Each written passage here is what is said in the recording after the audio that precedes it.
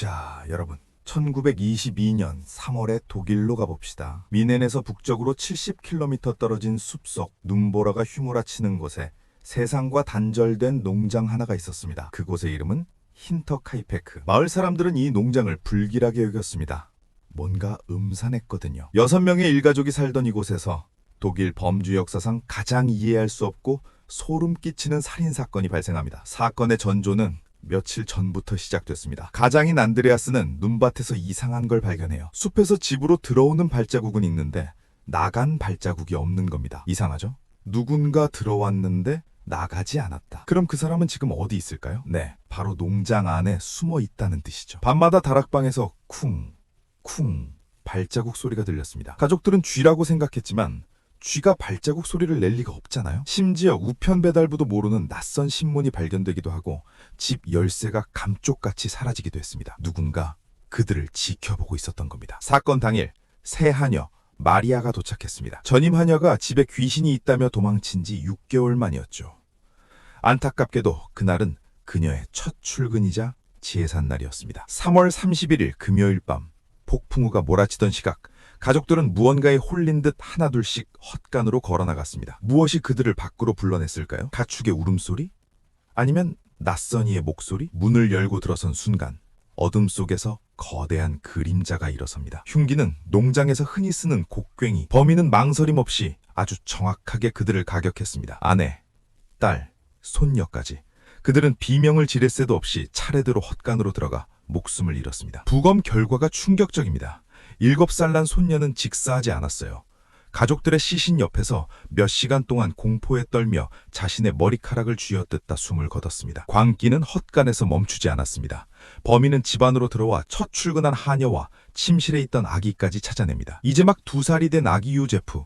범인은 요람에서 자고 있는 아기마저 무참히 살해했습니다. 도대체 왜 이렇게까지 잔인했을까요? 시신들은 헛간에 차곡차곡 쌓였고 건초 더미로 대충 덮여졌습니다. 하지만 진짜 공포는 이제부터입니다. 보통 살인을 하면 도망치잖아요.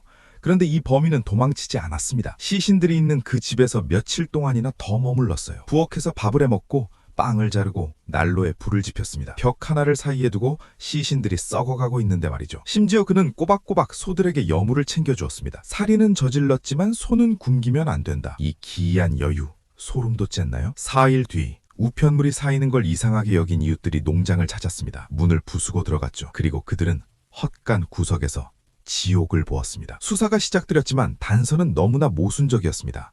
집안에 큰 돈이 그대로 있었거든요. 강도는 아니란 소리죠. 첫 번째 용의자는 최초 발견자인 이웃 슐리튼바우어입니다. 그는 죽은 딸 빅토리아와 내연 관계였고 아기 요제프의 친부라는 소문이 있었죠. 그는 시신을 발견하자마자 현장을 훼손할 정도로 당황했고 집안 구조를 범인처럼 너무나 잘 알고 있었습니다. 하지만 증거 불충분으로 풀려납니다. 두 번째 용의자는 빅토리아의 죽은 줄 알았던 남편 카를 가브리엘입니다. 그가 전쟁터에서 죽지 않고 돌아와 복수를 했다는 설이죠. 자신의 아내가 아버지와 근친 상간을 맺고 아이까지 낳았다는 사실. 분노한 남편이 돌아와 몰살시켰다. 그의 설득력 있지 않나요? 경찰은 얼마나 답답했는지 시신의 머리를 잘라 영매에게 보내기까지 했습니다. 하지만 그 두개골마저 2차 대전 중에 분실되고 말았죠. 결국 사건 1년 뒤 흉흉한 소문을 견디다 못한 마을 사람들은 농장을 완전히 철거해버렸습니다. 흔적조차 없애버린 거죠. 사건 발생 85년 뒤인 2007년 독일 경찰학교는 현대과학 수사로 범인을 특정했다고 발표합니다.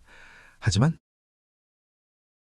우리는 범인을 알지만 후손들을 위해 공개하지 않는다. 진실은 그렇게 영원히 묻혔습니다. 지금 그곳엔 작은 추모비 많이 남아 있습니다. 100년 전 그날 밤 눈 덮인 숲속에서 가족들을 지켜보던 눈동자는 과연 누구의 것이었을까요? 힌터카이페크 일가족 살인 사건이었습니다.